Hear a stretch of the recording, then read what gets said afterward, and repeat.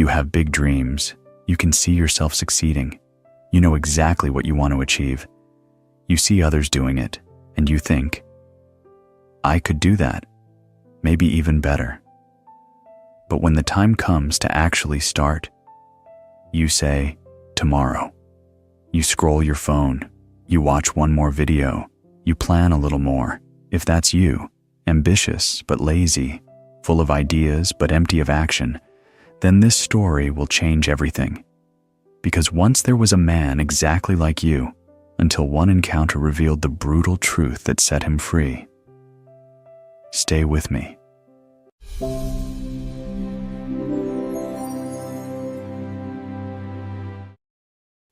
In a bustling city, in a small apartment on the 5th floor, lived a 27-year-old man named Daniel.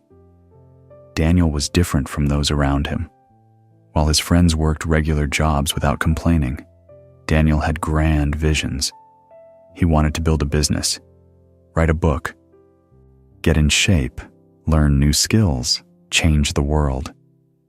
His wall was covered with sticky notes, goals, plans, timelines, motivational quotes. His bookshelf overflowed with books about success, discipline, and achievement. Every title promised transformation. Every page he read filled him with excitement. But there was one problem.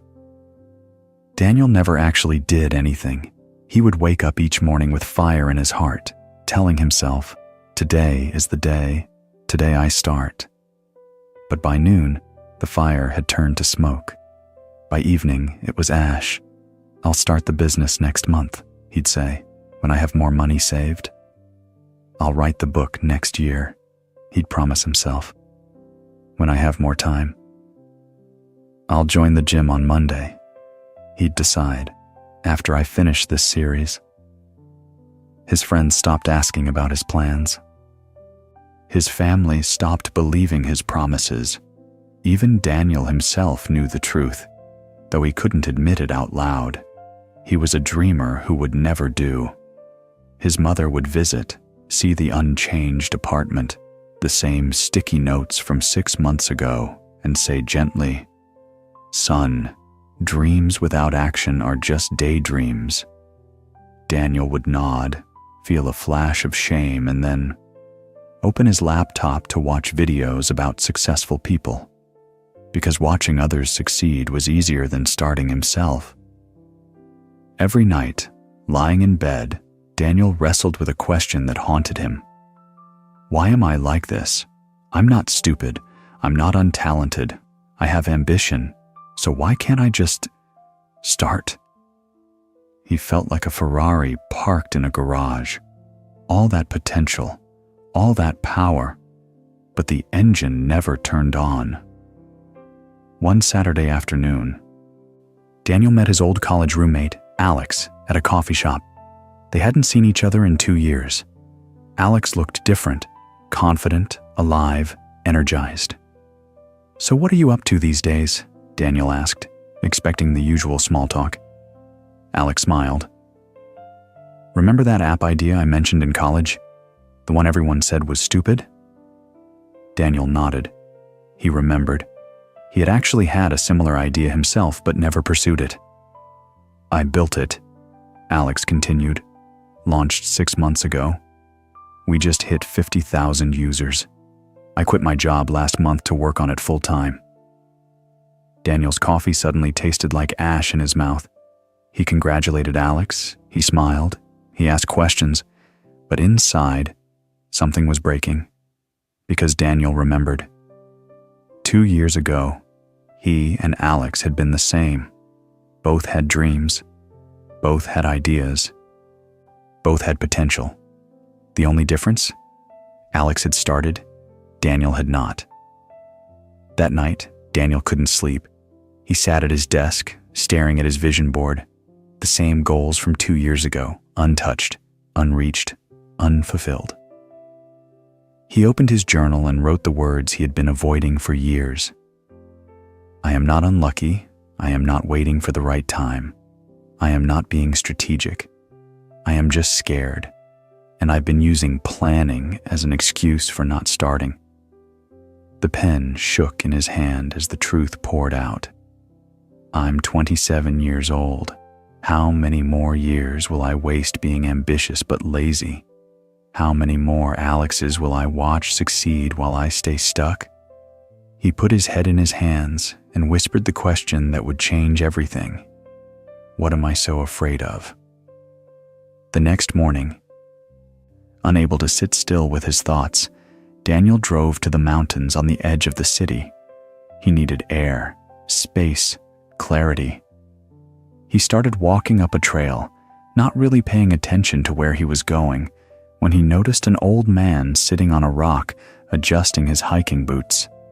The man must have been in his 70s, but his eyes were sharp and kind. Starting late? The old man asked, gesturing to Daniel's casual clothes and lack of equipment. I'm not really hiking, Daniel admitted, just walking, thinking. The old man smiled. The best hikes begin with thinking. I'm Robert. Been climbing these mountains for 40 years. They talked, or rather, Robert asked questions, and Daniel, for some reason, answered honestly. About his dreams, about his inaction, about feeling stuck. Robert listened without judgment, then said something Daniel would never forget. You see that peak? Robert pointed to a distant summit, glowing in the morning sun. Beautiful, isn't it? From here, it looks impossible to reach. You know what most people do? Daniel shook his head. They stand here, admiring it, talking about how wonderful it would be to reach the top. They buy expensive boots. They watch videos of others climbing. They plan which route they'll take. But they never take the first step up the trail. Robert picked up his backpack, heavy, worn, full of gear. Now here's what they don't understand. This backpack, it's heavy, the first mile. It's hard. You sweat, you doubt, you want to go back to your car. But you know what happens if you take that first hard step, then another, then another? The impossible peak starts getting closer, not because it moved, but because you did. Robert looked directly at Daniel. You're not lazy. Lazy people don't have dreams. You're scared. Scared that starting means you might fail. Scared that action will prove you're not as special as you think you are. So you stay in planning mode, where you can still be perfect in your imagination. Daniel felt exposed. How do I stop being scared? Robert laughed. You don't. The fear doesn't go away. You just start anyway. You know what I've learned in 40 years of climbing? He stood up, shouldered his heavy pack. The only difference between dreamers and doers is this. Doers are willing to suck at the beginning. They're willing to be bad, to be slow, to be embarrassed, because they know that starting badly is better than never starting at all. Robert began walking up the trail, then turned back. I'm climbing to the waterfall today. 2 miles up, you're welcome to join me. But here's the rule. No talking about whether you're ready. No asking if you have the right shoes. You either start walking right now, or you go back to your car and keep dreaming. Daniel looked at the trail. It was steep. He wasn't prepared. He didn't have hiking boots. Every excuse rose in his mind. Then he remembered Alex, the vision board, the 2 wasted years. He took 1 step onto the trail, then another. Let's go, Daniel said. Robert smiled. Now you're climbing. The first 10 minutes were brutal. Daniel's legs burned. His lungs screamed. Doubt flooded his mind. I can't do this. I should turn back. I'm not a hiker. But Robert walked ahead, steady and patient, and somehow Daniel kept going. After 30 minutes, something shifted. His breathing found a rhythm. His steps became automatic.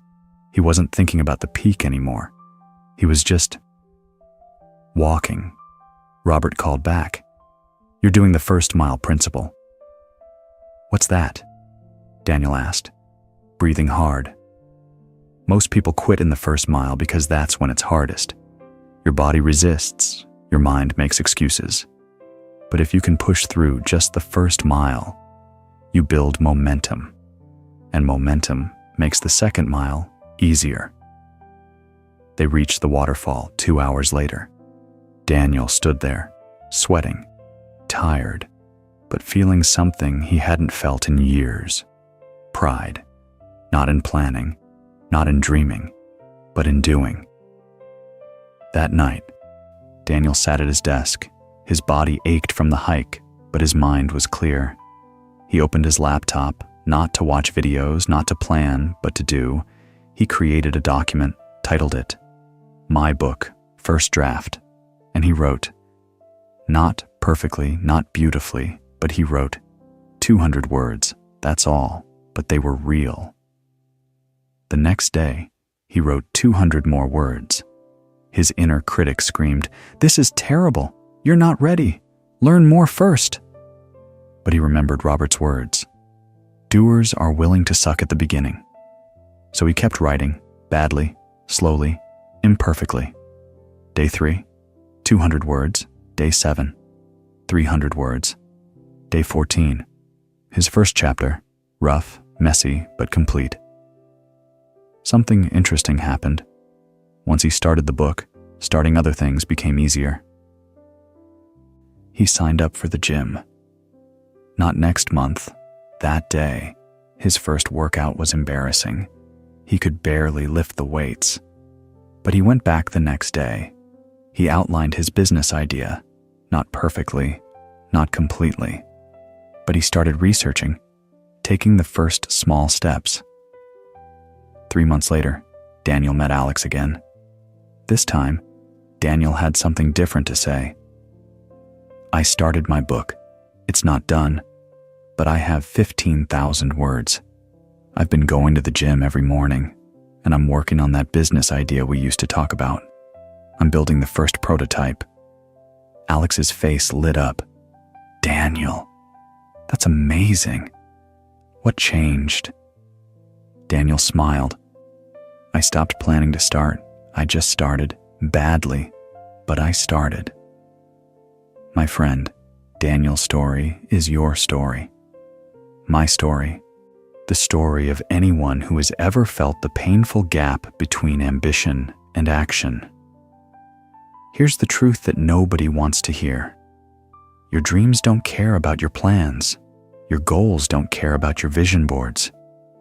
The universe doesn't reward intention, it rewards action. Remember 3 things. First, you don't need to be ready. You need to start. Readiness is a myth. It's a trap that keeps you safe and stuck. Every successful person you admire started before they were ready. They started scared. They started unprepared. But they started. Second, the first mile is always the hardest. Your brain will scream at you to stop. That's normal. That's not a sign you should quit. That's a sign you're exactly where every successful person has been. Push through the first mile, and momentum will carry you through the second. Third, sucking at the beginning is not failure. It's the price of admission. You're not supposed to be good on day 1. Perfection is not the goal. Progress is. Bad action beats perfect inaction every single time. So here's what I want you to do. Stop watching this video and do something, anything, toward your biggest dream. Right now, not tomorrow, not next week, not when you're ready. Open a document, send an email, make a phone call, do 1 push-up, write 1 sentence, take 1 step. It doesn't matter if it's small. It doesn't matter if it's imperfect. What matters is that you move from dreaming to doing. Because here's the secret. You're not ambitious, but lazy. You're ambitious, but scared. And the only cure for fear is action. The moment you take that first step, even if it's tiny, even if it's messy, you become a different person. You become someone who does, and once you're someone who does, everything changes. If this story kicked you into action, give this video a like and share it with someone who's stuck in the planning phase. Drop a comment right now telling me, what's the one action you're taking today? Not tomorrow, today. I'll reply to as many as I can. And if you want more stories that push you to act instead of dream, subscribe and turn on notifications. I'll be back with another story. Until then, remember Robert's wisdom. The only difference between dreamers and doers is one step. Take it now.